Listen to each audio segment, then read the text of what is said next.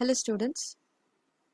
In the previous class we have studied about introduction of Radhakrishnan Commission, which is also known as University Education Commission, which was headed by Dr. Sarvapalli Radhakrishnan and the other 9 members. So this commission has been worked out by all the 10 members, and they submitted a report and some recommendations and suggestions, of course, for the development of university throughout the India. So in this presentation, let us see more about Radhakrishnan Commission. So what are the major recommendations given by them? And myself, Dr. Sushma Jogan, Assistant Professor, Department of Education, Vijayanagara Sri Krishnadeva University, Ballari. So moving on, the first recommendations given by them was aims of education. In this aims of education, here you can see what are the different aims of education that they wanted to implement in the university level. So in the first, to teach that life has a meaning. So they wanted to realize everyone that they should understand the importance of life. So that is why the first aim of education should be to teach, to realize the importance of life.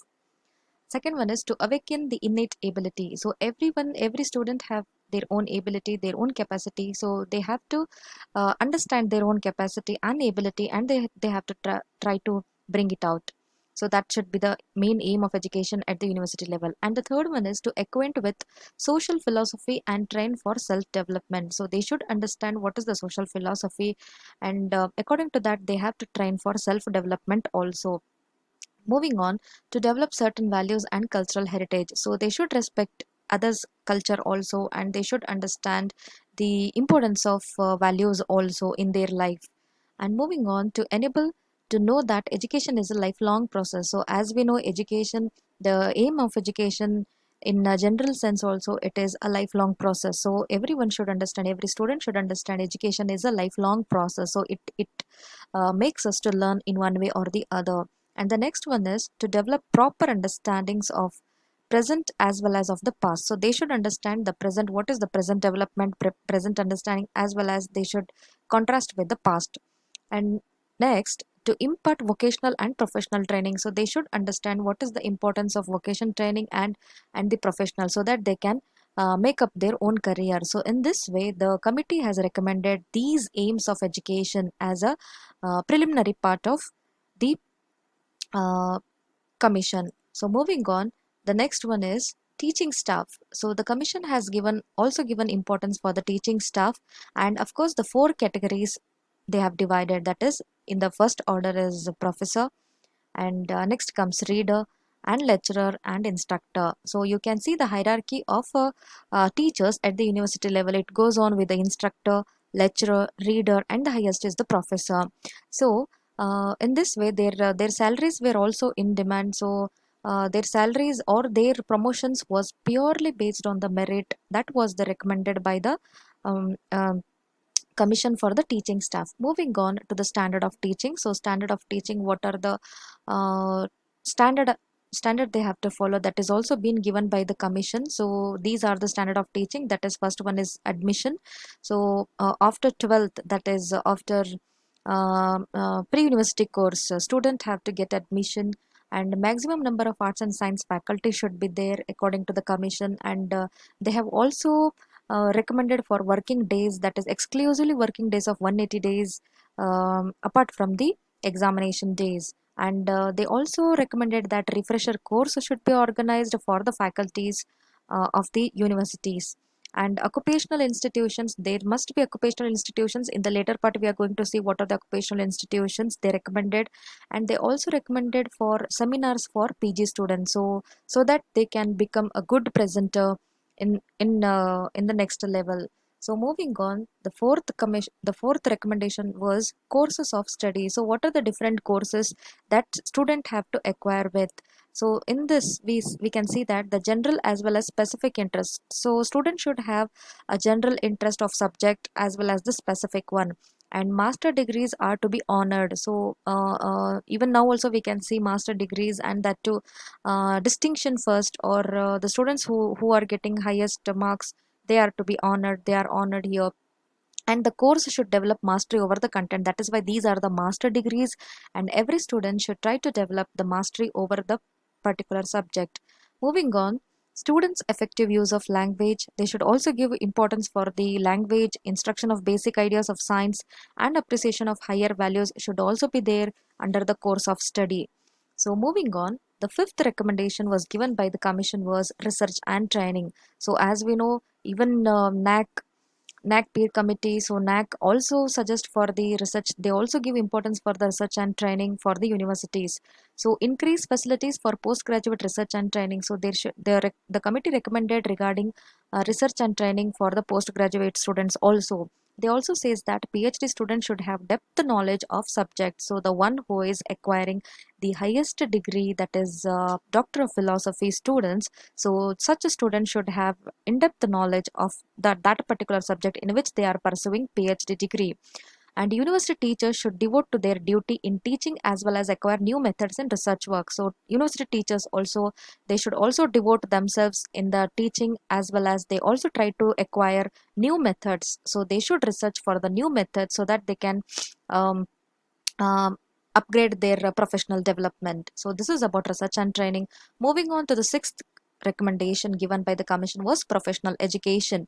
So professional education is agriculture, education, commerce, engineering, technology, law, and medical education.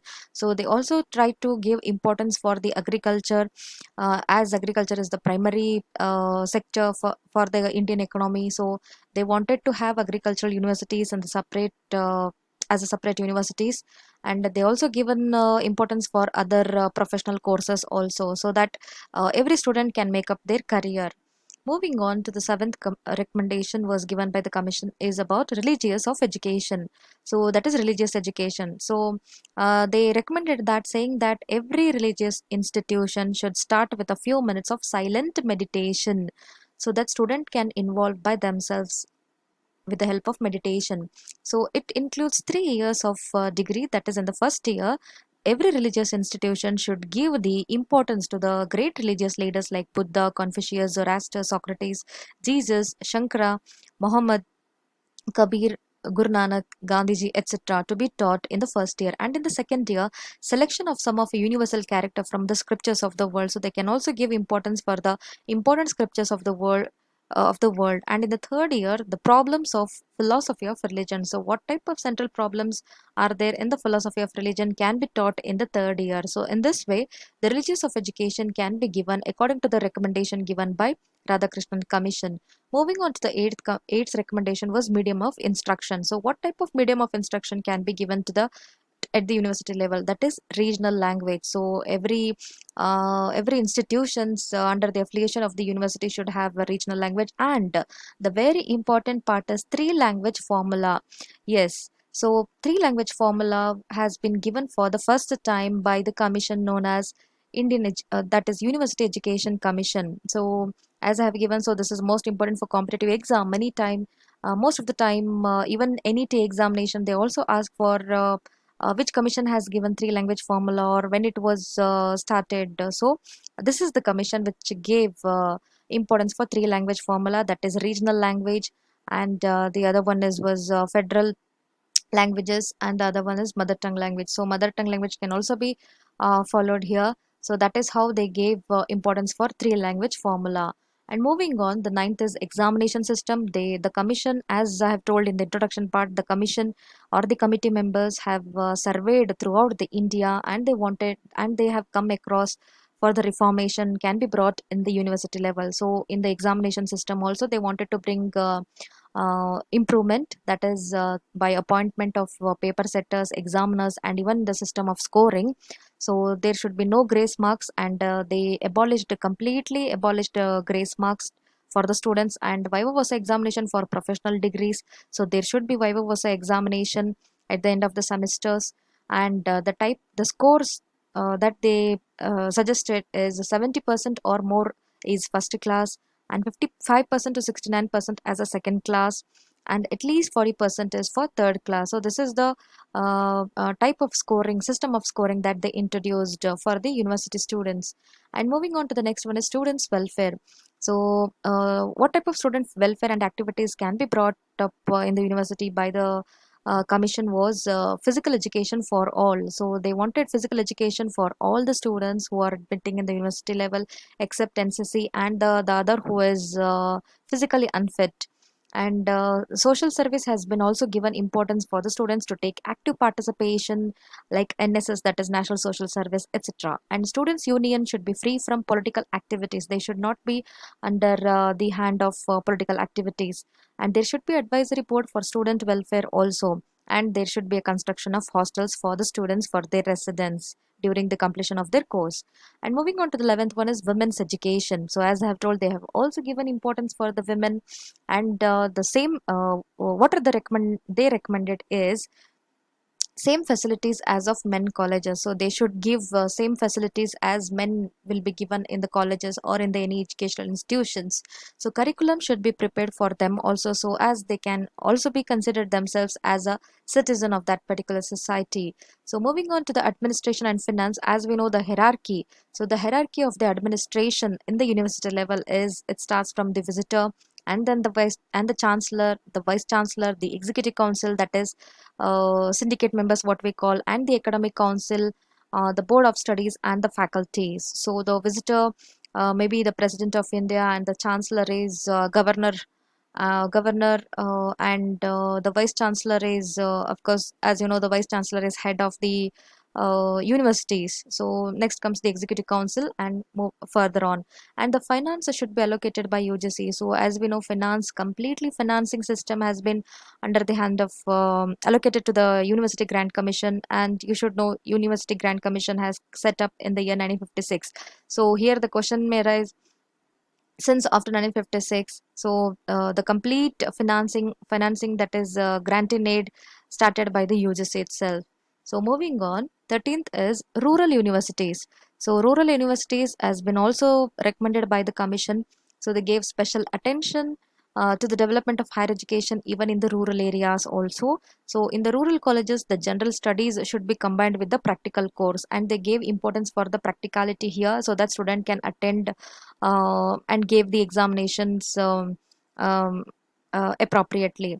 And moving on, miscellaneous, that is other recommendations given by the commission, that is student discipline. They gave most importance to the student discipline.